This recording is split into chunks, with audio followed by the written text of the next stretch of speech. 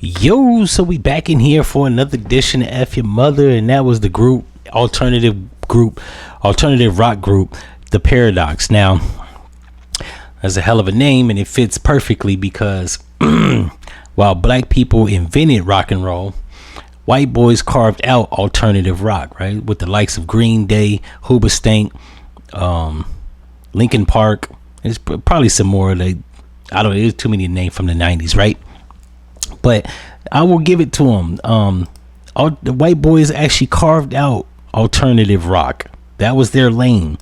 I can't even say that there's a black person. I might be wrong, but I can't tell you the black person that possibly invented that. I don't think it was. I think that was a white invention, and it was cool for the early and late 90s, right? I don't know what the fuck happened to it. Now everybody and their mama want to do hip hop, and because the streets is dead, these must be some black boys that grew up out in the suburbs, right? So I think it's actually refreshing to see niggas take a break from hip hop, take a break from rap music, because that shit that they kicking, that's not hip hop.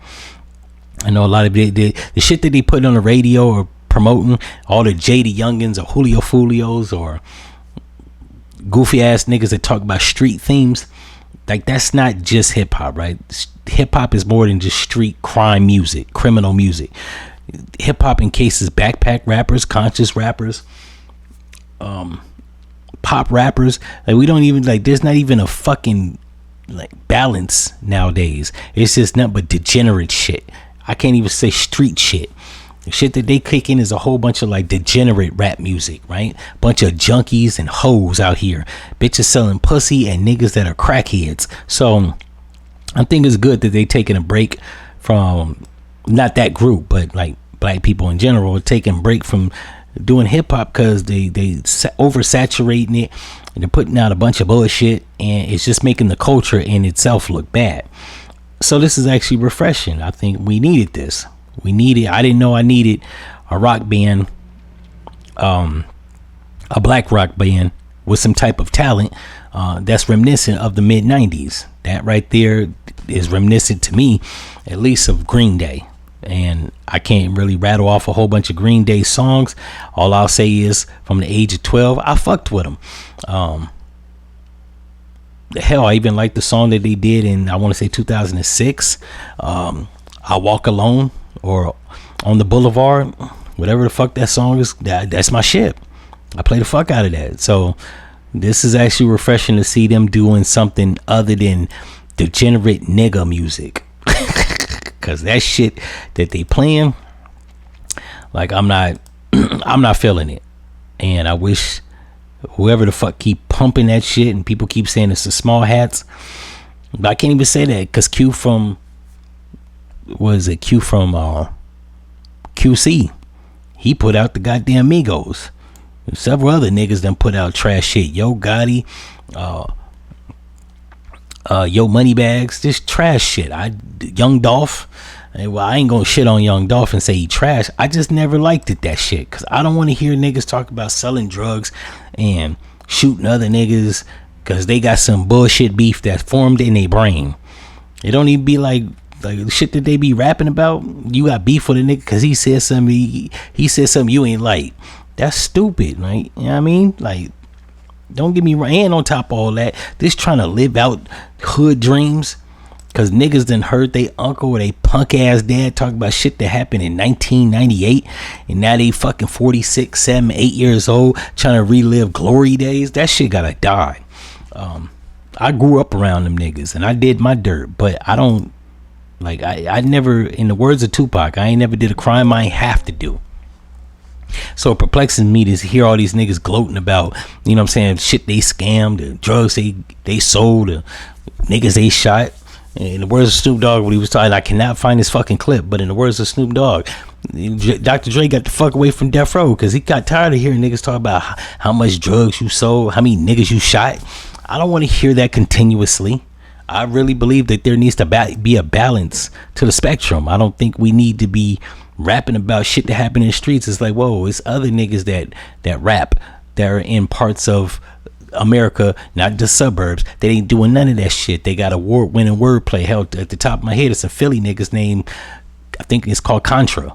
These niggas can rattle off rhymes like a motherfucker. I don't know if they from the streets, but their music is reminiscent of Black Thought. You know what I'm saying? They're literally using talent, and the fact that these record executives now, they don't even think to scoop these niggas up that can really rhyme. They want to scoop up every dreg from the fucking gutter and give them a record deal. It's like, bro, we don't need that shit. Even if we do have some of it, there doesn't even be an overabundance of the bullshit. My thing is balance. Everything in balance. You don't need to be like, why everybody gotta be from the streets? When the fuck has that been a prerequisite to be a credible rapper? There's a lot of niggas that rapped in the 90s that had good wordplay. They weren't necessarily from the hood. They wasn't selling no drugs. Hell, Tupac went to an art school. That's not to say he was pussy, because he grew up in Bmore, parts of New York, and then Oakland. He was accustomed to and acclimated to the streets. But if you listen to his records, they don't reflect everything in the streets. He had a array of songs. He had club songs, pop songs, songs for the ladies, songs for the mamas, songs for people trying to do good, songs for the freedom fighters, right? Like Me Against the World ain't about the streets. You know what I'm saying? Changes. You know what I'm saying? It wasn't about the streets. It was about black culture and black life of people that's in the struggle. We don't have stuff like that. And for whatever reason, these middle-aged motherfuckers, and whether white or black, that's in the music industry, only see one type of music to like propagate or exploit.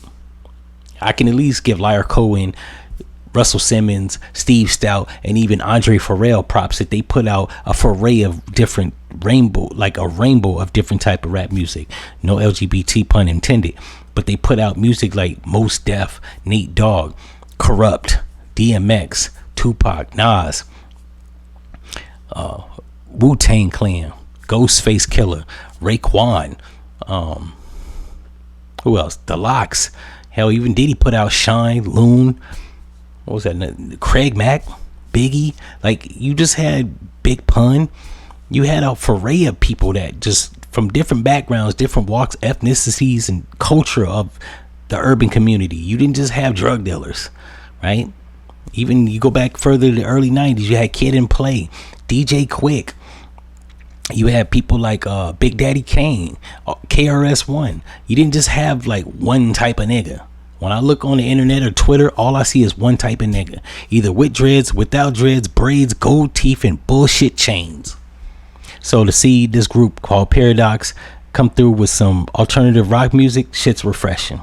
In any event, and for all you racist white people, that is not cultural appropriation. You didn't invent.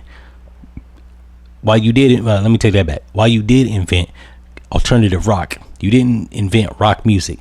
And alternative rock ain't nothing but a branch from rock music. Not only that, they doing it good. So whether the white or black, give them their props. Even when white rappers do good hip hop, I give them their props. I can't help it if Eminem does trash rap nowadays. He just got called bullshit. But Mac Miller was good.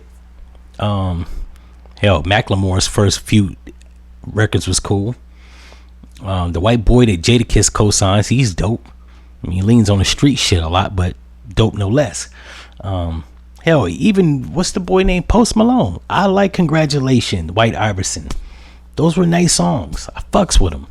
I've never liked anything Jack Harlow did. He's always been trash, just like Vanilla Ice. In any event, if y'all like this episode, like, comment, and subscribe. And if you like my show, hit the link to my online merch store so that you can actually contribute to the machine, or at the very least hit the goddamn like button to keep me in the algorithm. And I'm out. No.